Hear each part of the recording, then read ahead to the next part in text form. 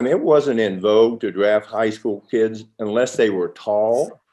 And so these kind of mid-sized players, 6'6", it doesn't sound mid-sized, but he was a mid-sized player. We just fell in love with him from the time we worked him out in Los Angeles, and particularly the second time we worked him out. So from then on, it was like a love fest. How do we get this guy? And can we acquire him through trying to trade our center Vlade Divac? At the end of the summer, we were able to acquire Shaquille O'Neal also. And so it was probably the greatest Christmas present the Laker franchise ever received in their life, to get Shaquille O'Neal, a young, dominant center, and get this incredibly gifted young high school kid. When he moved to Los Angeles, he couldn't even drive a car, and my son Ryan would drive him around Los Angeles, and he would come to our house for dinner. My wife is Italian, and of course, Italian food is a big deal to all Italians, as you might be aware of. So he was there with my kids, and he was like playful, kind of like a young high school kid, but there was the other side, the serious side, which pertained to his basketball ability, which is just amazing. And we did become close.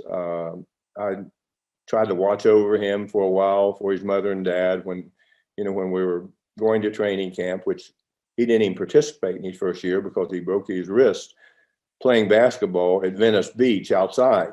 And so he was just one of those kids that comes along every once in a while.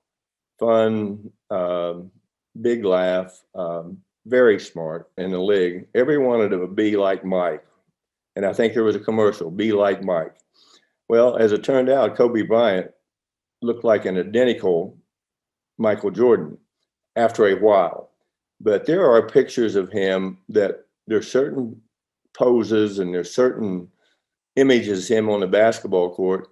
It almost looked like Kobe Bryant had practiced exactly some of these things. He looked just like Michael. If you'd taken their faces off and you'd see a picture of Michael Jordan, you see him, you'd say for sure, that's Michael Jordan. And those images of him came through studying Michael. He idolized Michael. And obviously they become great friends, and their relationship was probably Michael, I think early on, said, man, this kid is bugging the heck out of me, wanting to know what I do. But it shows you the greatness of Michael to take a young kid, I think, who he admired, and was willing to spend time with him on the phone, in person. But you could see the respect for Michael that Kobe had when they started playing against each other at an early age. And then all of a sudden, everyone was sort of back away from Michael, not Kobe Bryant. He would go right at him. And it made for a very interesting dynamic in a sense. You've got this young kid wet behind the ears, got this incredible veteran player, Michael Jordan, being challenged by this young man who was eventually going to do some of the things that Michael did, and just an amazing tribute to what Kobe thought about him, and especially for Michael to spend time and caring about this young up-and-coming prodigy. Someone like Michael to be there is a very special honor for Kobe Bryant.